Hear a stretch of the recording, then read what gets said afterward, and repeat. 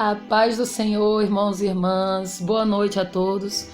Irmãos, eu quero estar aqui trazendo uma palavra que eu senti no meu coração, de estar trazendo para os irmãos, amém? Essa palavra encontra-se em Mateus capítulo 16, a qual a epígrafe fala o seguinte: o fermento dos fariseus. Epígrafe, como eu já falei, é o subtítulo do texto, a qual tem aquele nomezinho em negrito. Está escrito assim: o fermento dos fariseus, Mateus 16. A palavra do Senhor, irmãos, vem falar assim: e chegando-se os fariseus e os saduceus para o tentarem, pediram-lhe que ele mostrasse algum sinal do céu. Mas ele, respondendo, disse-lhe: quando é chegada a tarde, dizeis, haverá bom tempo, porque o céu está nublado. E pela manhã, hoje haverá tempestades, porque o céu está em um vermelho sombrio. Hipócritas, sabeis diferenciar a face do céu, e não conhecereis os sinais dos tempos? Aqui no versículo 4 diz: uma geração má e adúltera pede um sinal, e nenhum sinal lhe será dado, senão o sinal do profeta Jonas. E deixando-os, retirou-se. E passando seus discípulos para outra banda, tinham-se esquecido de fornecer-se de pão. E Jesus disse-lhes: adverti e acautelai-vos do fermento dos fariseus e saduceus. E eles arrazoavam entre si, dizendo: é porque não nos fornecemos de pão. E Jesus, percebendo isto, disse-lhe: por que arrazoai entre vós, homens de pequena fé, sobre o não vos ter de fornecidos pão?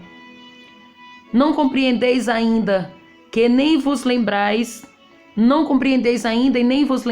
dos 5 pães para 5.000 homens, e de quantos cestos levantastes? E nem dos 7 pães para 4.000, e de quantos cestos levantastes?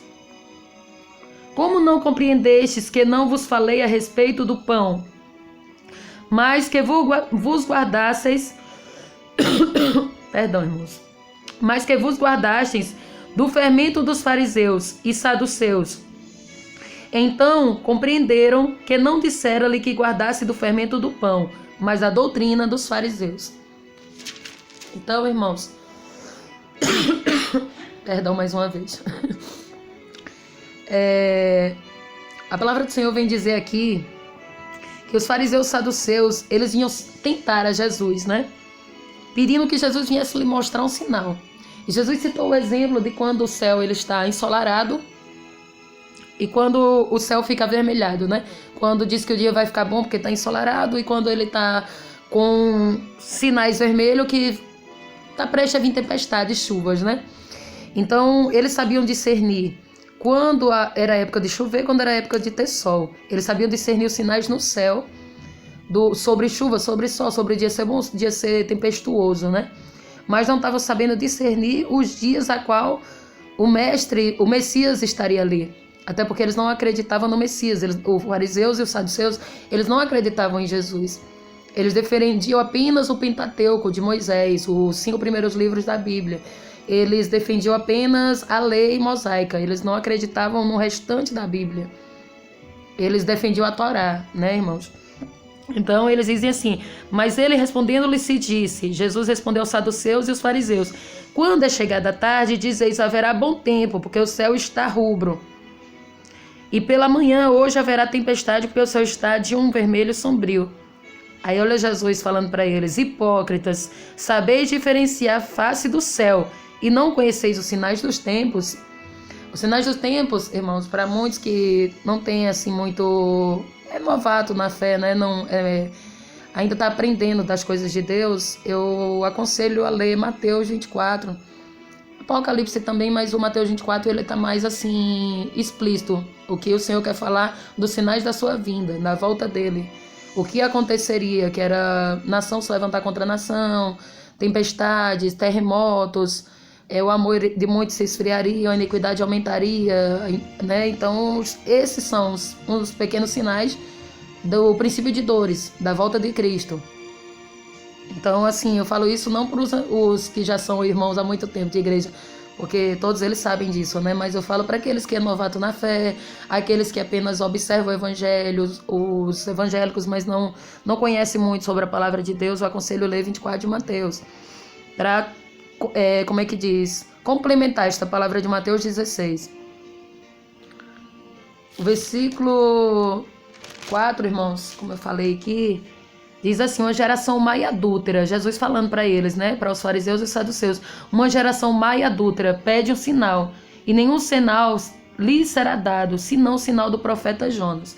Qual foi o sinal do profeta Jonas, irmãos? O profeta Jonas, ele ficou dentro da barriga de um grande peixe, alguns chamam de baleia, outros de tubarão, outros dizem que, né, que foi de uma foca, mas ninguém sabe, era um grande peixe. É mais fácil ter sido uma baleia, mas ninguém tem certeza. Né? Pode ter sido um tubarão também, porque o próprio Jesus, ou melhor, o próprio Deus, criador de todas as coisas, quando ele quer fechar a boca do leão, ele fecha. Quando ele não quer que um tubarão ou uma baleia esmigalhe alguém, ele faria da mesma forma. Então, para Deus nada é impossível, né? Nós não sabemos qual era o grande peixe, mas o que importa não é qual era o peixe a qual Jonas ficou dentro da barriga dele por 3 dias, e sim o milagre que aconteceu da restituição na vida de Jonas.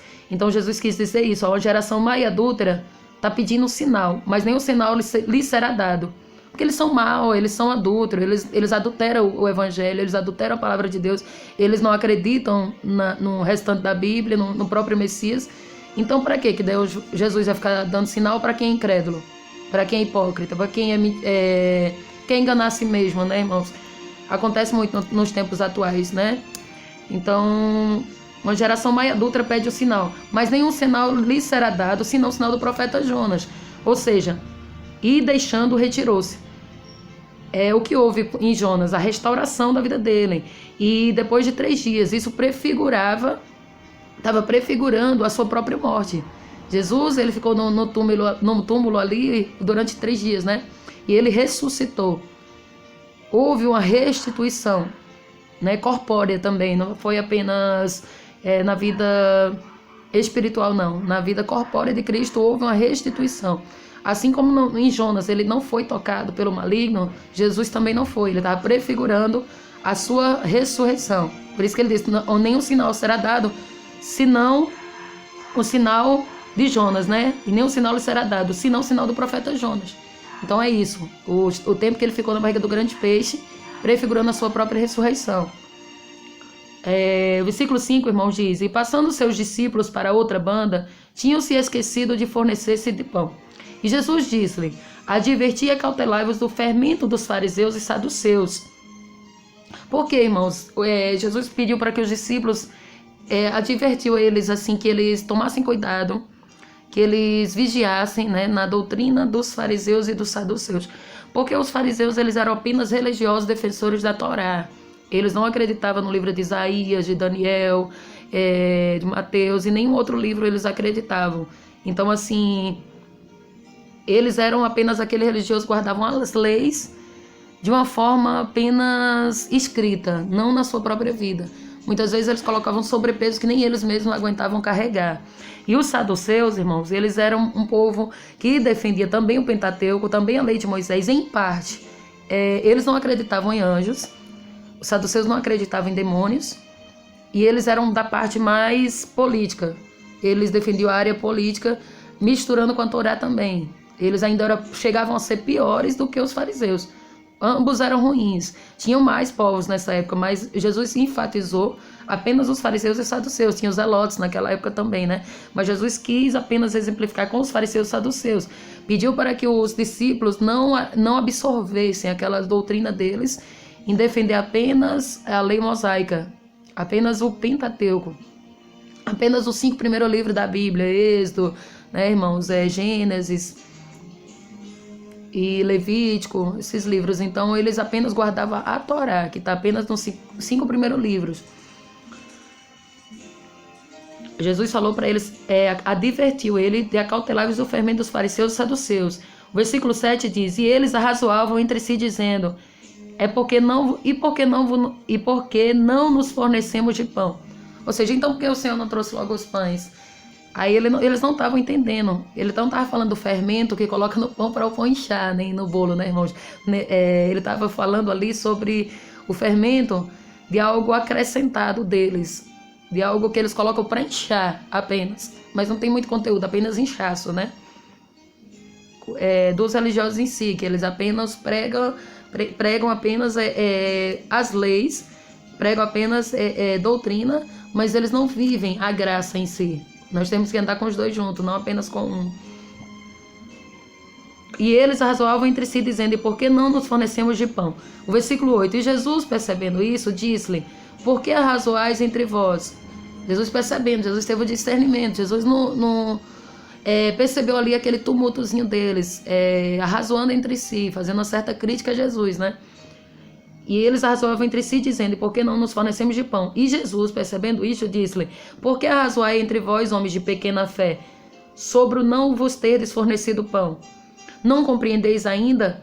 E nem vos lembreis dos 5 pães para 5.000 homens, e quantos cestos levantastes?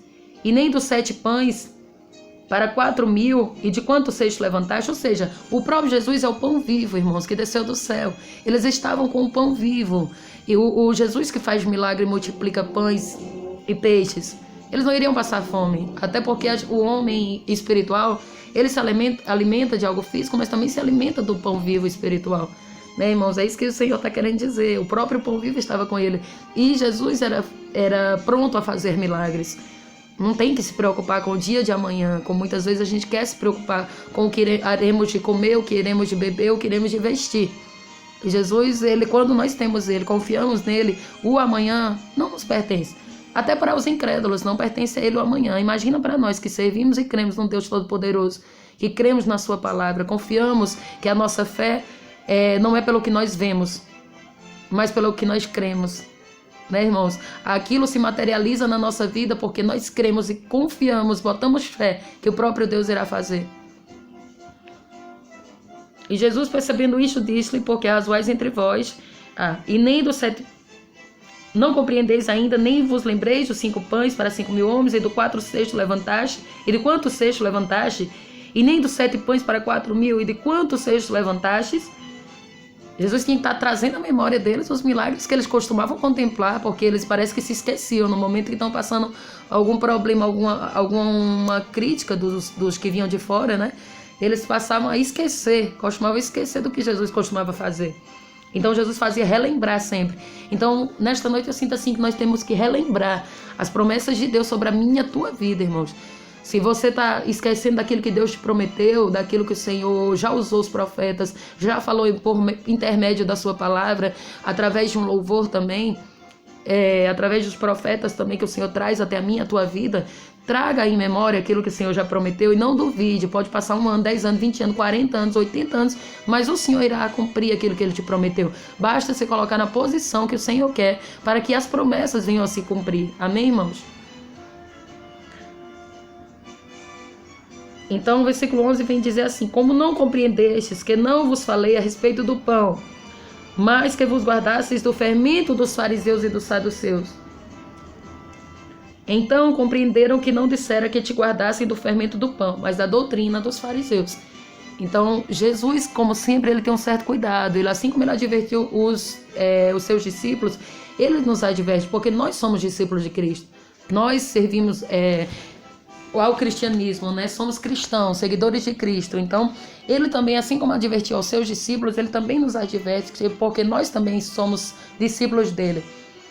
Quantas vezes estamos absorvendo aquilo que não nos convém, aquilo que não agrada a Deus, aquilo que apenas nos coloca uma capa de santidade, nos coloca uma capa de obediência, mas lá dentro do nosso coração nós estamos desejando o mundo, né? Não estamos fazendo por amor nem por prazer a obra de Deus, apenas para usar uma capa de falsa religiosidade para agradar os homens e não a Deus, né, irmãos? Então, eu não falo assim apenas das vestes, não. Até porque Deus se agrada que andamos comportados, moderados, né, bem vestidos, não andando mostrando todas as coisas. Não falo disso. Falo da questão assim de mostrar uma falsa religiosidade, que tem uma falsa vida de oração, uma falsa crença, uma falsa credibilidade nas coisas de Deus. Mas duvida daquilo que Deus pode fazer, daquilo que os milagres que Deus pode operar. Quantas vezes a gente diz que está servindo a Deus, mas não crê mais nas promessas, não crê mais na sua vinda, na sua volta, né?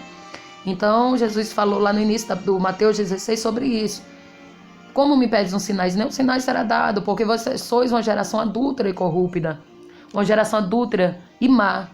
Então vamos não agir com malícia, como os saduceus e os fariseus. Não vamos ser adúlteros, não vamos modificar a palavra de Deus. Vamos seguir ela direito, vamos andar em santidade. Se possível, ter paz com todos, que não é possível ter com todos, mas a gente tem que fazer a nossa parte, né, irmãos? Sabemos que muitas vezes, ainda que a gente queira paz, o mundo quer espada. Que a palavra do Senhor se torna espada, porque muitos tentam escarnecer daqueles que verdadeiramente servem ao Senhor, né? Vamos manter os nossos olhos focados em Deus e não vamos deixar que as coisas do mundo, nem o fermento dos fariseus, venha tirar a nossa credibilidade no Senhor e na nossa crença, na nossa fé. Vamos continuar firme, porque Jesus, ele breve voltará. Os sinais estão aí, né? E como ele falou aqui, nenhum sinal será dado, senão o sinal de Jonas, que foi o exemplo do peixe, né? Como eu já falei, o exemplo que ele passou ali dentro da barriga do peixe e nada lhe aconteceu. Nada lhe aconteceu. O Senhor guardou ele ali em meio à impossibilidade. Aonde para o homem ele já estava morto, já tinha sido destruído. E aquilo que está morto na minha e na tua vida vai ser restituído. Como a vida de Jonas foi, assim será. A minha vida e a tua vida. Nós ressuscitaremos com ele também, assim como Jesus ressuscitou e deu o exemplo de Jonas. Assim nós ressuscitaremos no último dia, irmãos. Ou melhor, no arrebatamento. No arrebatamento subiremos com ele e teremos uma vida eterna, se formos fiéis ao Senhor aqui na terra. Se morremos em Cristo, com ele também reinaremos.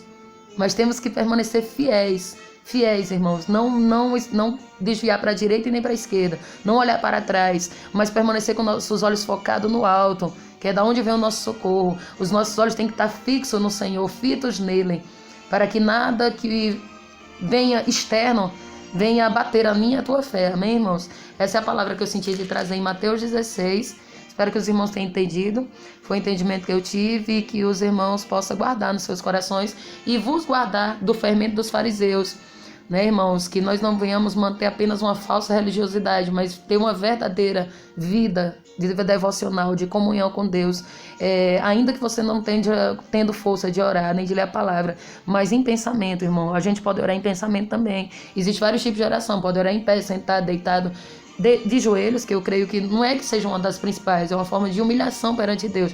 Mas se você não se humilhar perante Deus, o grande, o todo-poderoso, mas se você não consegue orar de joelhos, ora no pensamento. Deus não recebe só de joelhos, tá entendendo? É igual a oração da madrugada, é o melhor horário porque tem menos barulho, tem mais silêncio, mais fácil de compreender, mas não significa que Deus ouve a oração somente na madrugada, tá entendendo? Isso é o fermento dos fariseus. Muitos acreditam que Deus só fala na madrugada, que a gente só vai compreender Ele na madrugada, só vai falar se for orando de joelho. E não, irmãos, o Senhor nos escuta, orando de diversas formas, inclusive com nossa mente todo o dia todo, focada no alto. Nós não podemos desligar e dizer, Senhor, com licença, vou dar um tempo aqui que eu vou fazer isso aqui, para ir agradar a carne e deixar as coisas de Deus de lado. Mas nossa mente tem que ter uma mente cristã. Nós tivemos a nossa mente revestida e transformada pelo poder da palavra de Deus. Amém, irmãos? Então é isso que eu senti de trazer para os irmãos. Mateus 16, o fermento dos fariseus. Quem puder, leia em casa. Peça para Deus falar contigo. Ele pode falar de uma forma diferente, acrescentar algo mais que eu possa não ter falado aqui. E é isso, Mateus 16, agradeço minha oportunidade, vamos estar orando em nome do Senhor Jesus. Soberano Deus, querido eterno Pai, louvo, glorifico, exalto o teu nome, Senhor. Te agradeço por essa palavra, te agradeço por esse dia, Senhor, pelo ar que eu respiro. Te agradeço pelos livramentos na minha vida e na vida da minha família, de cada pessoa que vai estar assistindo esse vídeo, Senhor.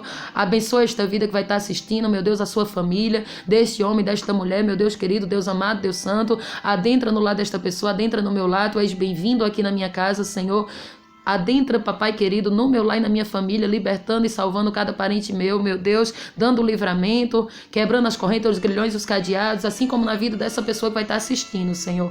Adentra no lar deles, quebrando correntes, cadeado, grilhões do inferno, destruindo todos os vícios nos jogos, no álcool, no cigarro, na droga, na prostituição, no adultério, na fornicação, na mentira, no engano e na corrupção. Em nome do teu Filho amado Jesus Cristo, Deus, entra com a cura psicológica, com a cura emocional, com a cura física, Deus querido, Deus amado e Deus Santo, restaurando este lar, restaurando esse noivado, esse namoro, esse casamento, essa amizade, restituindo, meu Deus, e livrando essa pessoa do fermento dos fariseus e dos saduceus, do falso cristianismo, meu Deus querido, Deus amado e Deus Santo, livrando também a minha vida, meu Deus, que esse fermento jamais venha adentrar no meu coração e nem na minha mente, Pai, mas que eu venha crer somente no pão vivo que desceu do céu, na tua palavra, que é o pão que nos alimenta, Senhor Jesus querido, amado e santo, Pai. Eu te agradeço por esse momento contigo, Senhor. Fala a cada coração aquilo que tu queira falar, quebranta este coração, convence essa pessoa do pecado, do juízo, da justiça, Senhor. Convence, meu Deus, porque é o Espírito Santo que convence as pessoas, ó Deus. Pai, o dia se aproxima, Deus querido, Deus amado, Deus santo. O dia vai se aproximando da tua vinda, que essa pessoa possa, meu Deus, ser desperta. Venha despertar, Pai, para a tua vinda, para que no arrebatamento essa pessoa possa subir, não venha ficar. Deus querido, Deus amado, Deus santo, que venhamos estar preparados com nossas vestes alvas, limpas como a neve, Senhor, que venhamos nos guardar de tudo aquilo que o inimigo tenta colocar para nos contaminar, de todo o fermento maligno dos fariseus, meu Deus, do fermento maligno do mundo, meu Deus querido, que vem para sujar aquilo que nós aprendemos contigo, Deus querido, Deus amado, Deus santo. Pai, eu apresento essa pessoa, esse profeta, esse pastor, esse missionário, essa pastora, essa missionária, esses evangelistas, meu Deus querido, esses missionários e missionárias, esses obreiros e obreiras, músicos, Senhor, cantores da tua casa, porteiros da tua casa, zeladores, meu Deus querido, te apresento cada dizimista e ofertante, meu Deus querido, amado e santo, te apresento, meu Pai, todos aqueles, os tesoureiros da tua casa, os presbíteros, meu Deus querido, todos os diáconos e diaconisa, meu Pai querido, amado e santo, aqueles que se encontram fracos no momento, fortalece, dá ânimo, vigor, traz alegria, traz harmonia para o lar, traz paz, traz amor, tira toda contenda, todo divórcio, toda separação, toda discórdia, todo demônio da briga que traz a discórdia dentro desse lar, seja repreendido em nome do Senhor Jesus Cristo de Nazaré. Pai, continua agindo no lar desta pessoa, continua agindo na vida desta pessoa, nos relacionamentos dessa pessoa, nas amizades, no namoro, no noivado, no casamento, na vida com os filhos, no relacionamento com os filhos, com os enteados, com os netos, sobrinhos, meu Deus querido, vai agindo, Pai querido, amado e santo, dando força para essa pessoa se libertar daquilo que ela não consegue, abrindo a visão e entendimento para as coisas espirituais, ó Deus. Pai, dando força para essa pessoa orar, testemunhar dos teus milagres. Pai, se revela para esta vida, Pai, se revela para esta vida, mostra o teu milagre, mostra a tua soberania, o teu poderio nesta vida. Pai, se revela para este homem, para esta mulher, Senhor, em sonho, acordado, dormindo, Senhor. Tu pode se revelar da maneira que tu quiseres, através da tua palavra, através do louvor. Sim, meu Deus, se revela para esta pessoa, Pai, para que ela venha ter, para que ele venha ter um encontro verdadeiro contigo, Senhor. É isso que eu te peço, meu Pai, e desde já eu te agradeço em nome do Pai, do Filho e do Espírito Santo de Deus. Amém, amém, amém. Obrigado, irmãos, por aqueles que vão visualizar esse vídeo. Agradeço pelo tempo que passamos aqui juntos, orando, lendo esta palavra. Vou ser breve, porque meus vídeos têm demorado muito, mas vou encerrar esse antes de completar meia hora. E eu agradeço pela oportunidade de cada irmão que vai estar visualizando, deixando seu like. Se quiser, deixa o dislike. Se gostou, se não gostou, não precisa ser hipócrita. Colocar que gostou sem ter gostado. Ou apenas visualizar, né, irmãos? Mas que Deus possa estar abençoando a sua vida por ter tirado um tempo do seu tempo para ouvir a palavra de Deus. Amém, irmãos? Que Deus abençoe a sua vida em nome do Senhor Jesus.